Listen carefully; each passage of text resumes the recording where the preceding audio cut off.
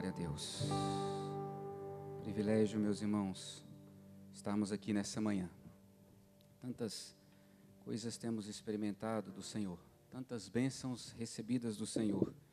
Bênção, conforme a definição bíblica, é aquilo que nenhum ser humano pode produzir por si mesmo ou alcançar por si mesmo, mas vem das mãos daquele que tem todo o poder, aquele que é soberano sobre todas as coisas, aquele que domina, controla, reina, governa sobre todas as coisas.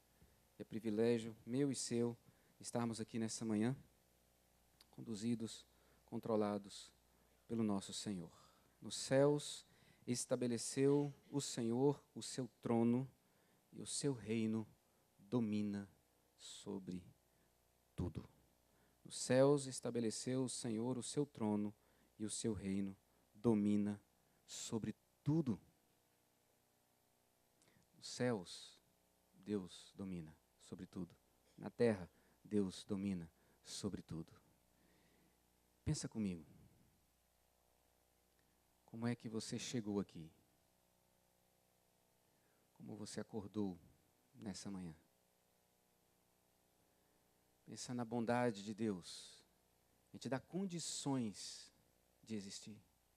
Um Deus que criou todas as coisas, que tudo funciona harmonicamente para que eu e você tenhamos condições de existir. Condições de respirar e o nosso organismo funcionar de forma que tenhamos vida. Qualquer coisinha que sair daquilo que foi planejado pelo Senhor gera enfermidade. Pensa naquilo que Deus tem feito na sua vida ao longo de 2017.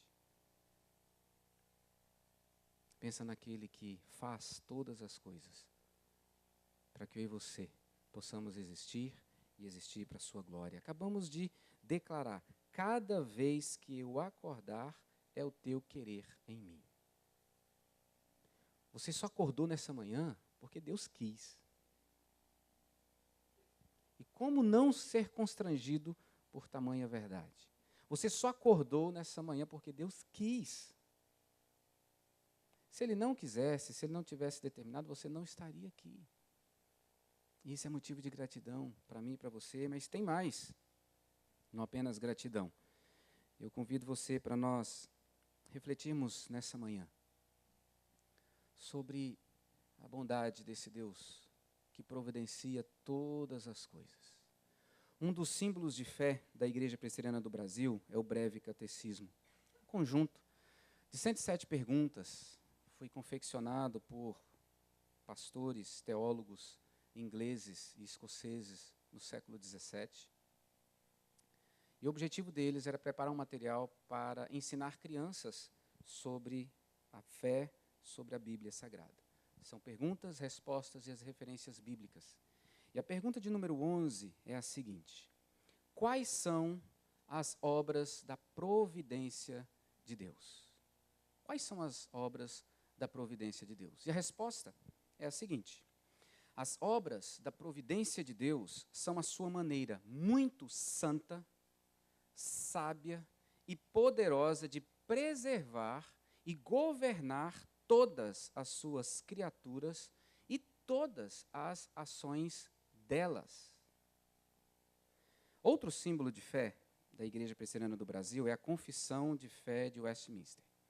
Esse é um documento um pouco maior, mais elaborado, que é um conjunto de 35 capítulos que apresenta temas específicos sobre a fé cristã. Você vai encontrar temas sobre escrituras, sobre igreja, sobre culto religioso e domingo, temas sobre matrimônio, sobre divórcio, sobre trindade, sobre a queda do homem, sobre a graça, sobre a salvação e sobre a providência. O capítulo 5, que trata da providência, seu primeiro item diz: pela sua muito sábia providência, segundo a sua infalível presciência e o livre e imutável conselho da sua própria vontade, Deus, o grande Criador de todas as coisas, para o louvor da sua glória, da sua sabedoria, poder, justiça, bondade e misericórdia, sustenta, dirige, dispõe e governa todas as suas criaturas, todas as ações e todas as coisas, desde a maior até a menor. Resumindo, queridos, providência divina é o meio pelo qual Deus governa todas as coisas do universo. A providência divina é a doutrina que afirma que Deus tem controle completo sobre todas as coisas. Ele tem poder completo sobre todas as coisas. O universo como um todo, como nós ouvimos o Salmo 103, 19. Nos céus estabeleceu o Senhor o seu trono e o seu reino domina sobre tudo. Mundo físico, mundo espiritual, as transações nas nações, Salmo 66, 7, nós lemos, ele em seu poder governa eternamente. Os seus olhos vigiam as nações, não se exaltem os rebeldes. As ameaças que nós temos ouvido na Coreia do Norte não estão distantes do conhecimento e do controle de Deus.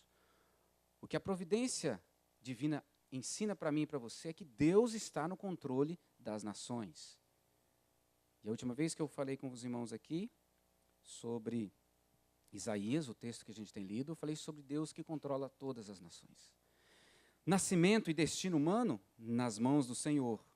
Paulo, Gálatas 1,15, assim afirma, quando, porém, ao que me separou antes de eu nascer e me chamou pela sua graça. Ele reconhece que Deus o trouxe à existência e Deus o chamou para aquilo que Deus tinha preparado para ele. Sucesso e fracasso humano, proteção do seu povo, tudo está no controle de Deus. Então, providência divina é a doutrina que diz para mim e para você que o universo é governado por Deus. O universo inteiro é governado por Deus. Portanto, não há espaço para sorte ou acaso.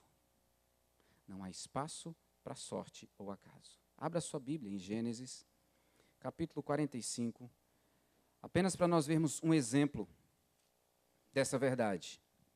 Porque tanto o breve catecismo como Confissão de Fé de Westminster, como o Catecismo Maior, símbolos da Igreja Presbiteriana do Brasil, que nós adotamos como sistema de fé, estão submissos à Bíblia Sagrada. Então é ela que tem a última palavra para mim e para você. Gênesis 45. Olha o verso de número 5, o que diz. Agora, pois, não vos entristeçais, nem vos irriteis contra vós mesmos, por me haverdes vendido para aqui, porque para a conservação da vida Deus me enviou adiante de vós. Quem está dizendo isso é José. E vamos trazer à memória a história de José. José era um adolescente e ficava falando para os seus irmãos que ele era maior, que ele ia reinar sobre os seus irmãos. E os irmãos foram ficando com raiva daquela insistente declaração dele. Até que eles resolvem vendê-lo. Primeiro eles queriam matá-lo, mas um irmão intercedeu e eles resolvem vendê-lo. E aqui José está se dando a conhecer aos seus irmãos. José já é governador do Egito. José só é o segundo depois do faraó. Ele domina sobre todas as coisas, ele administra e governa todas as coisas, e o povo de Israel, os seus irmãos agora, estão ali, comprando alimentos, porque há uma seca em todo o mundo. E ele diz, olha, não se entristeçam, não fiquem irritados, porque Deus está no controle. Deus foi que permitiu que vocês conduzissem e agissem como agiram. Note essa expressão que se repete. Deus me enviou. Capítulo 45, verso 5. Verso 7. Deus me enviou adiante de vós para conservar a vossa sucessão na terra e para vos preservar a vida por um grande livramento. Verso 8. Assim não fosses vós que me enviastes para cá, e sim Deus. Deus que me pôs por pai de Faraó e senhor de toda a sua casa, e como governador em toda a terra do Egito. José tem consciência da soberania de Deus. José tem consciência da providência divina, que controla todas as coisas conforme o seu propósito. Deus tinha um propósito. Ele precisa resgatar um povo para si. Então ele está cuidando desse povo. Esse povo não pode morrer. O seu povo, o povo de Israel. Então, categoricamente, ele afirma que o que aconteceu consigo é parte do plano providencial de Deus. Deus tem um propósito de conservar a vida do seu povo, a descendência viria, tem que chegar até Cristo, que vai morrer na cruz para salvar o seu povo, redimir o seu povo, e esse povo precisa ser preservado. Então Deus permite, inclusive, o pecado dos irmãos de José. E Deus usa o pecado dos irmãos de José para cumprir os seus propósitos, porque Deus controla todas as coisas. E Deus providencia tudo conforme o cumprimento do seu propósito. Capítulo 50, verso 20, novamente ele está conversando com seus irmãos, e os irmãos estão preocupados, porque o pai faleceu, e os irmãos agora estão preocupados de que José os extermine. No verso 20 nós lemos, capítulo 50, verso 20.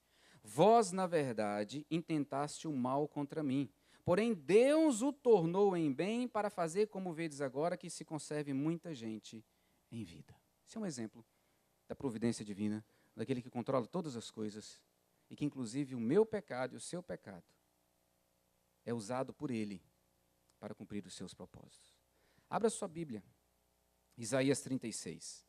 Nós estamos lendo Isaías. Hoje, na leitura do plano bíblico, são os capítulos 42 e 43. Mas o capítulo 36 fala para mim e para você de um acontecimento no ano de 704 a.C. A Assíria tem como rei Senaqueribe. E a Assíria está conquistando as nações com seu poderio bélico. E um comandante é enviado, cerca Judá e confronta o povo de Deus, Judá, pedindo que eles se entreguem. O texto diz assim: no ano 14º do rei Ezequias, subiu Senaqueribe, rei da Assíria, contra todas as cidades fortificadas de Judá e as tomou. O rei da Assíria enviou Rabsaque, de Laquis, a Jerusalém, ao rei Ezequias com grande exército. Parou ele na extremidade do aqueduto do açude superior, junto ao caminho do campo do lavadeiro. Então saíram a encontrar-se com ele Eliaquim, filho de Uquias, o mordomo, Sebna, o escrivão, e Joá, filho de Asaf, o cronista. Rabsaque lhes disse: dizei a Ezequias, assim diz o sumo rei, o rei da Assíria, que confiança é essa em que te estribas? Bem posso dizer-te que teu conselho e poder para a guerra não passam de vãs palavras. Em quem, pois, agora confias, para que te rebeles contra mim? Confias no Egito? Esse bordão de cana esmagada, o qual, se alguém nele apoiar-se, lhe entrará pela mão e atrás passará? Assim é Faraó, rei do Egito, para com todos os que nele confiam. Mas, se me dizes, confiamos no Senhor, Senhor caixa alta é Yahvé, o Deus de Israel. Se me dizes, confiamos no Senhor, nosso Deus, não é esse aquele cujos altos e altares Ezequias removeu e disse a Judá e a Jerusalém, perante esse altar adorareis? Ora, pois, empenha-se com seu senhor, rei da Síria, e dar-te-ei 2.000 cavalos, se de tua parte achares cavaleiros para os montar. Como, pois, se não podes afugentar um só capitão dos menores dos servos do meu senhor, confias no Egito por causa dos carros e cavaleiros? Acaso subi eu agora sem o Senhor contra essa terra para destruir? Pois o Senhor mesmo me disse, sobe contra a terra e destrói-a. Então, disseram Eliaquim, Sebna e Joá a Rabsaque: pedimos-te que fales em aramaico aos teus servos, porque o entendemos, e não nos fales em judaico aos ouvidos do povo que está sobre os muros.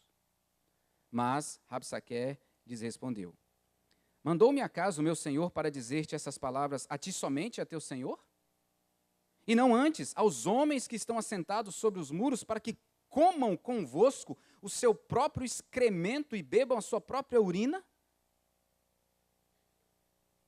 Então Rabsaque lhes respondeu: mandou-me acaso o meu senhor para dizer-te essas palavras a ti somente, a teu senhor? Não, antes aos homens que estão assentados sobre os muros, para que comam convosco o seu próprio excremento e bebam a sua própria urina, uma afronta ao povo de Israel. Então, Rabsaque se pôs em pé e clamou em alta voz em judaico e disse: ouvi as palavras do sumo rei, do rei da Síria. Assim diz o rei: não vos engane, Ezequias, porque não vos poderá livrar. Nem tampouco Ezequias vos faça confiar no Senhor, dizendo: o Senhor certamente nos livrará, e esta cidade não será entregue nas mãos do rei da Síria.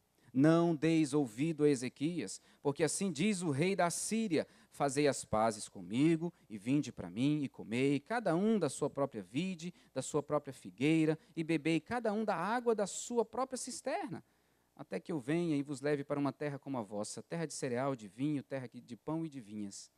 Não vos engane, Ezequias, dizendo: o Senhor nos livrará. Acaso os deuses nas nações livraram cada um a sua terra das mãos do rei da Síria? Onde estão os deuses de Amate, de Arpade? Onde estão os deuses de Sefarvaim? Acaso livraram a eles a Samaria das minhas mãos?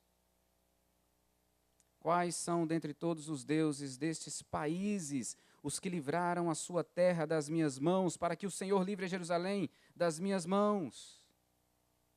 Eles estão dizendo: não tem nenhum Deus nesse mundo que possa livrar vocês do poder da Síria. Eles, porém, se calaram e não lhe responderam palavra, porque assim lhes havia ordenado o rei, dizendo: não lhe respondereis. Então, Eliaquim, filho de Ilquias, o mordomo, Sebna, o escrivão, e Joá, filho de Asaf, o cronista, rasgaram suas vestes, vieram ter com Ezequias e lhe referiram as palavras de Rabsaque. Tendo o rei Ezequias ouvido isto, rasgou as suas vestes, cobriu-se de pano de saco, entrou na casa do Senhor. Então enviou Eliaquim, o mordomo, a Sebna, o escrivão, e aos anciãos dos sacerdotes, com vestes de pano de saco, ao profeta Isaías, filho de Amós, os quais lhe dissessem: assim diz Ezequias, este dia é dia de angústia, de castigo e de opróbrio, porque filhos são chegados à hora de nascer e não há força para dá-los à luz. Porventura o Senhor teu Deus terá ouvido as palavras de Rabsaque, a quem o rei da Assíria, seu senhor, enviou para afrontar o Deus vivo, e repreenderá as palavras que o Senhor ouviu? Faze, pois, tuas orações pelos que ainda subsistem. Foram, pois, os servos do rei Ezequias ter com Isaías, e Isaías lhes disse: dizei isto a vosso senhor, assim diz o Senhor: não temas por causa das palavras que ouviste, com as quais os servos do rei da Assíria blasfemaram contra mim. Eis que meterei nele um espírito, e ele, ao ouvir certo rumor, voltará para a sua terra, e nela o farei cair morto à espada. Até aqui, deixe sua Bíblia aberta. Meus irmãos, temos diante de nós um texto que mostra a providência divina para cumprimento dos seus propósitos. Um texto que nós vemos uma nação cheia de soberba altivez, confiando em si mesma e dizendo que não há Deus no mundo que possa derrotá-los. E por que Ezequias acredita que Yahvé, o Deus, poderia livrá-lo? Nesse cenário, quando Ezequias toma conhecimento, ele envia seus servos a Isaías. Isaías ora ao Senhor, e a resposta de Deus a Ezequias, através de Isaías, está nos versos 6 e 7. Deus diz: a palavra dele não afrontou vocês, a palavra dele afrontou a mim, o Deus vivo. E por causa disso, conforme os meus planos, eu vou destruir, eu vou acabar com a vida dele. O Deus que é soberano, o Deus que controla todas as coisas. Deus diz o que vai fazer. O que Ezequias deveria então fazer? Esperar. Se Deus, que é o Deus Todo-Poderoso, o Deus que controla todas as coisas, o Deus do povo de Israel, disse, então é só esperar, é só descansar no que Deus irá fazer. Mas lembre-se, Deus age providencialmente para cumprir os seus propósitos. E então acontece algo muito interessante. Acompanhe comigo. A partir do verso 8, Ezequias vai receber uma carta que é uma confirmação da ameaça do rei da Síria. Voltou, pois, Rabsaque e encontrou o rei da Síria pelejando contra Líbina, porque ouvira que o rei já se havia retirado de Laquis. O rei ouviu que a respeito de Tiraca, rei da Etiópia, se dizia: saiu para guerrear contra ti. Assim que ouviu isto, enviou mensageiros a Ezequias, dizendo: assim falareis a Ezequias, rei de Judá: não te engane o teu Deus, em quem confias, dizendo: Jerusalém não será entregue nas mãos do rei da Síria. Já tens ouvido o que fizeram os reis da Síria e a todas as terras, como as destruíram totalmente, e crês tu que te livrarias? Porventura os deuses das nações livraram os povos que meus pais destruíram, Gozã, Arã, Rezefe e os filhos de Éden, que estavam em Telassar? Onde está o rei de Amate, e o rei de Arpade, e o rei da cidade de Sefarvaim, de Rena e de Iva? Você ainda está pensando e acreditando nisso que Deus falou para você? Que Ele vai fazer? Quando Ezequias recebe essa declaração, o verso 14 diz que ele vai ao templo, que simbolizava a presença de Deus, e ora. Verso 14.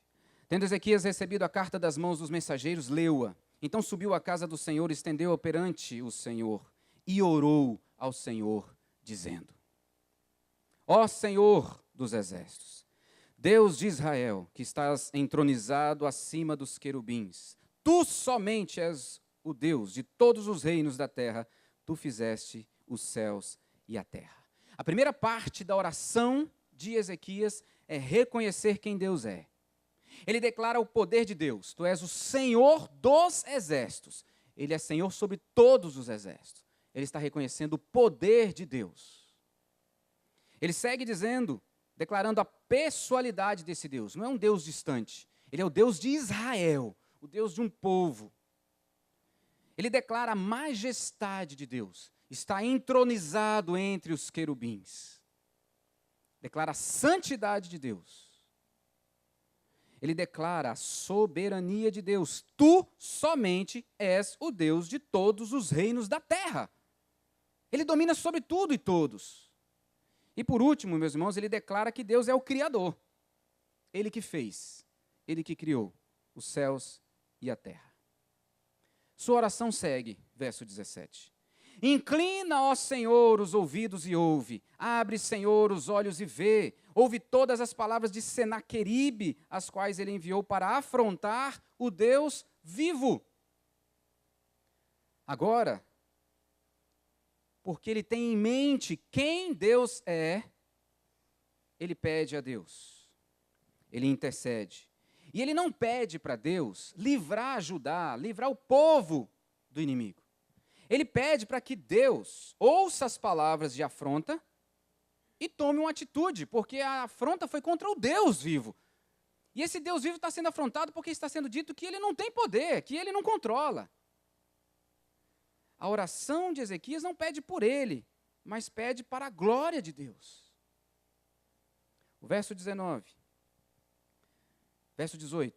Verdade é, Senhor, que os reis da Síria assolaram todos os países e as suas terras. E lançaram no fogo os deuses deles, porque deuses não eram, senão obra de mãos de homens, madeira e pedra. Por isso os destruíram. Então ele reconhece que a Síria fez o que fez porque não existiam deuses verdadeiros. Só existe um Deus, é a quem ele está orando. Então no verso 20 ele pede livramento. Agora, pois, ao Senhor nosso Deus, livra-nos das suas mãos, para que todos os reinos da terra saibam que só tu és o Senhor. A oração é: Senhor, livra o povo, para que o teu nome seja conhecido em toda a terra. Não é para que a gente não sofra, simplesmente. É para que o teu nome seja conhecido em toda a terra. E eles saibam que existe um Deus soberano sobre todas as coisas, para que todos os reinos da terra saibam quem é o Deus verdadeiro, o Deus de Israel. Aleluia. Meus irmãos, é esse Deus que nós cremos. É nesse Deus que nós cremos. Mas fica a pergunta. Versos 6 e 7, Deus diz para Isaías, Isaías diz para o rei o que Deus vai fazer. Por que que Ezequias vai orar? Por que que Ezequias vai para o templo e ora a Deus? se ele já tinha ouvido o que Deus vai fazer? Por que ele vai pedir para Deus fazer aquilo que Deus já disse que vai fazer? Lembremos que Deus é o Deus da providência. E na sua providência, Deus determinou que as orações são meios pelos quais Deus cumpre os seus propósitos. Aquilo que Deus determinou na eternidade vai ser cumprido a partir da oração do seu povo. E Ele levanta o seu povo para orar. Ele nos desperta para orar. Dos versos 16 a 20, nós temos a oração de Ezequias para que se cumpra a palavra dita nos versos 6 e 7. E aí nós temos um exemplo abrangente dessa providência divina. Ele está no controle, vai acontecer o que Ele quer que aconteça, e Ele movimenta todas as pessoas para o cumprimento dos seus propósitos. Glória a Deus. Não é diferente hoje, meus irmãos.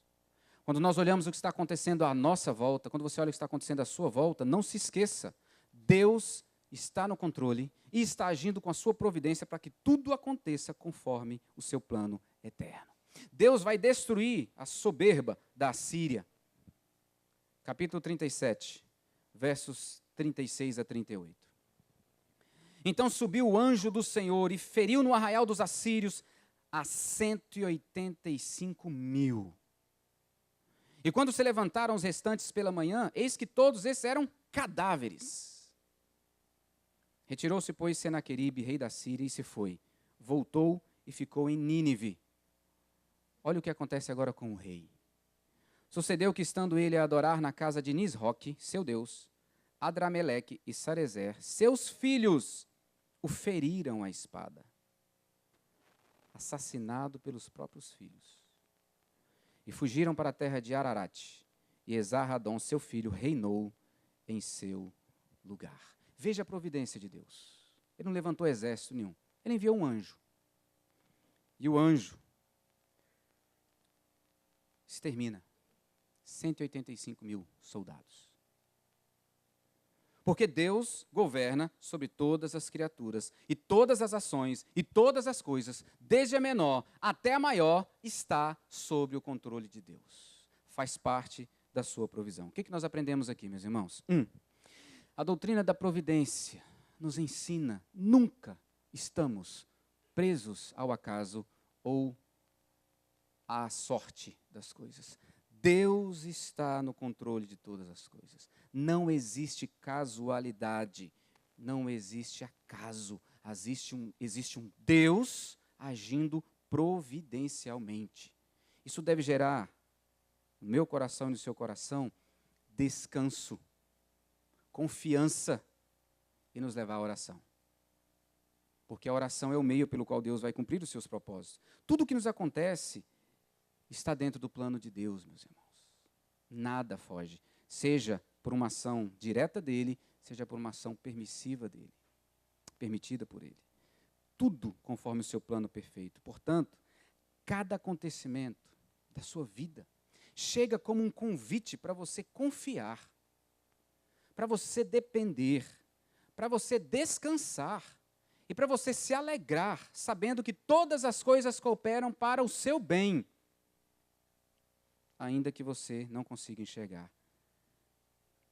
Diante dessa majestade de um Deus que domina sobre tudo e todos, cuja ação trata-se da sua providência que controla, dirige e usa todas as coisas conforme o seu plano perfeito, nós aprendemos que até mesmo os atos pecaminosos que vemos no mundo, de crentes e de descrentes, inclusive a atividade do diabo, estão sob o controle de Deus.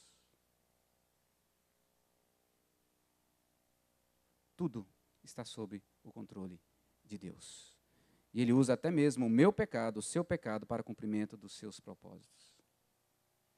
Não significa que Deus, Ele é a favor do pecado.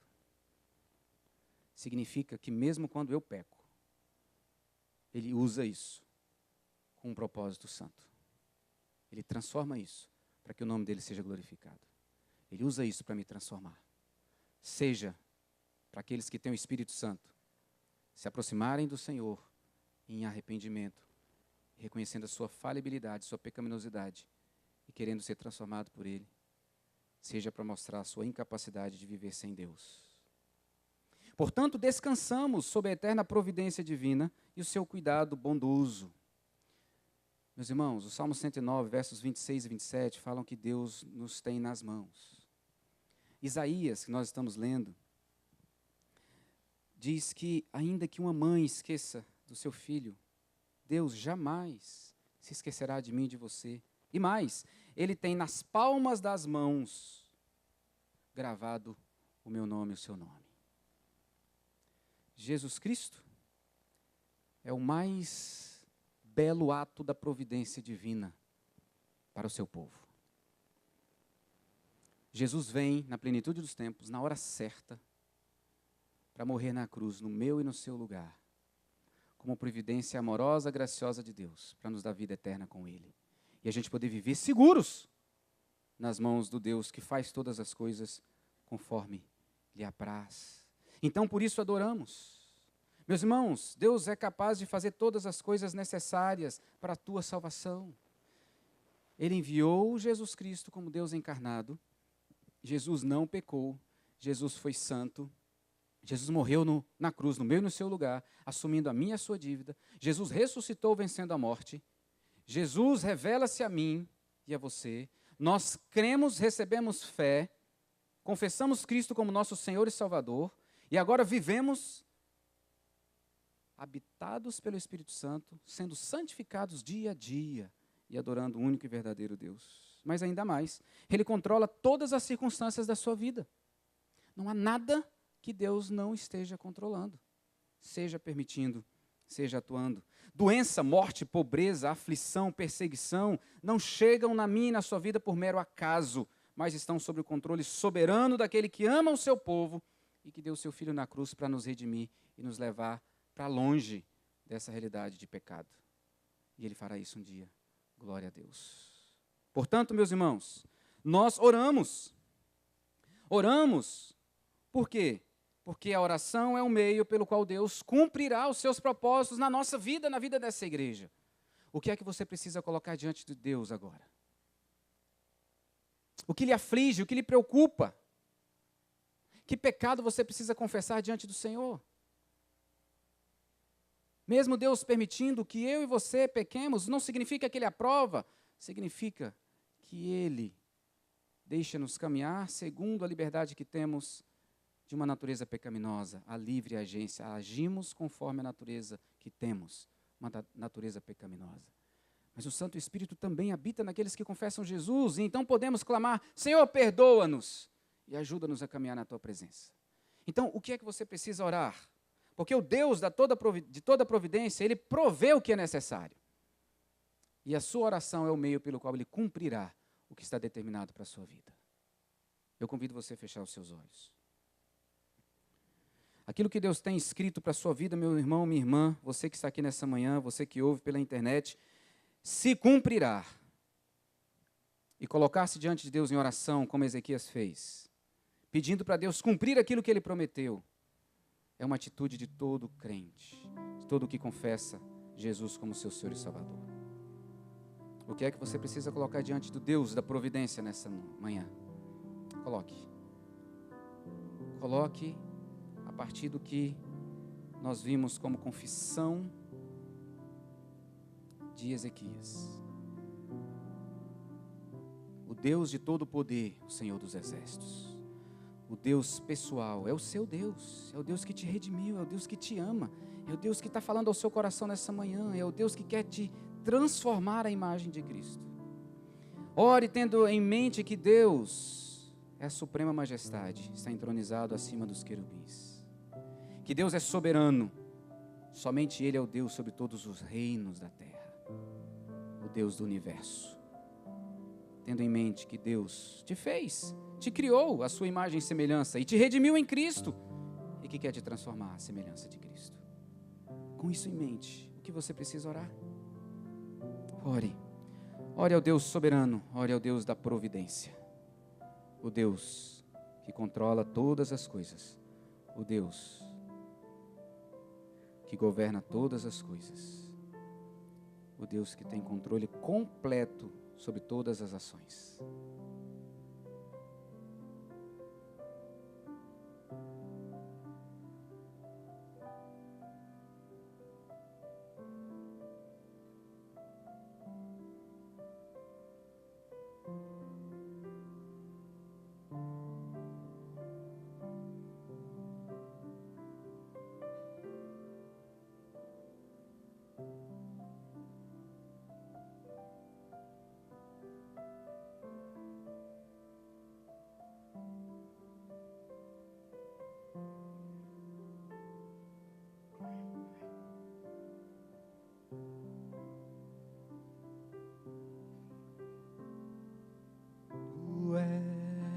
soberano sobre a terra, sobre os céus, tu és Senhor. Absoluto, meus irmãos.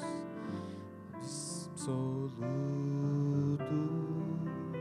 Tudo que existe. Tudo que existe acontece, tu sabes muito bem. Aleluia. Tu és tremendo. E apesar dessa glória, e apesar dessa glória que tem, Ele se importa comigo, contigo. Aleluia. Comigo também. E esse amor tão grande eleva-me, amarra-me a ti. Tu és tremendo. Glória somente ao teu santo nome, Pai. Sim, nós declaramos juntos: tu és soberano sobre todas as coisas. A nossa vida não está largada, não está ao acaso. A nossa vida está nas tuas mãos. O Senhor tem controlado cada acontecimento das nossas vidas. E com um propósito, como foi na de José, de glorificar o teu nome, cumprindo um propósito eterno, perfeito, um desígnio que é teu desde antes da fundação do mundo. Deus Santo, guarda nosso coração. Dá-nos confiança e descanso na certeza de que o Senhor está agindo em nosso favor, para que sejamos mais parecidos com Cristo. Ensina-nos a descansar na certeza de que o Senhor controla o universo, e aquilo que ouvimos e vemos na nossa nação e no mundo não está fora do teu controle soberano. Faz parte da ação providencial do Senhor para o cumprimento do propósito sublime de resgatar um povo para si. Oh Pai, muitos de nós aqui já fazemos parte. Talvez nessa manhã, Senhor, existam pessoas que ainda não fazem parte desse povo santo do Senhor, que ainda não entenderam o teu amor e não se renderam a Ti, ainda caminham distantes, entendendo-se autônomos, mas dependem totalmente do Senhor.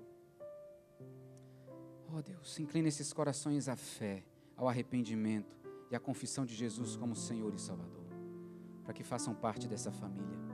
Como muitos farão nessa noite a sua confissão de que creem em Jesus como Senhor e Salvador, serão batizados e glorificarão o teu santo nome, mostrando, ó Pai, não apenas no plano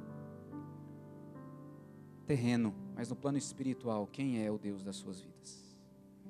Ah, Deus Santo, aumenta a nossa fé e confiança no Senhor. E nos incline à oração, porque o Senhor, na sua providência, determinou que a oração é um meio pelo qual o Senhor cumpre os seus propósitos. Ezequias orou para que aquilo que o Senhor prometeu se cumprisse. Nós queremos, como igreja, orar para que aquilo que o Senhor tem determinado para a nossa vida se cumpra, para a glória do teu santo nome. Queremos ser uma igreja evangelizadora, uma igreja discipuladora, uma igreja verdadeiramente adoradora do único e verdadeiro Deus. Então faz isso na nossa vida, Pai. Nós precisamos do Senhor. Dizei aos desalentados de coração: sede fortes, não temais, eis o vosso Deus. A vingança vem, a retribuição de Deus, Ele vem e vos salvará. Assim nós cremos, Pai, e assim nós te pedimos, em nome de Jesus Cristo. Que a graça maravilhosa do nosso Senhor e Salvador, o amor de Deus, o Pai, nosso Pai, as consolações, a direção, o poder do Santo Espírito, seja sobre a sua vida, meu irmão, seja sobre a sua vida, minha irmã, seja sobre a igreja, espalhada por esse mundo hoje e para todos sempre. Amém.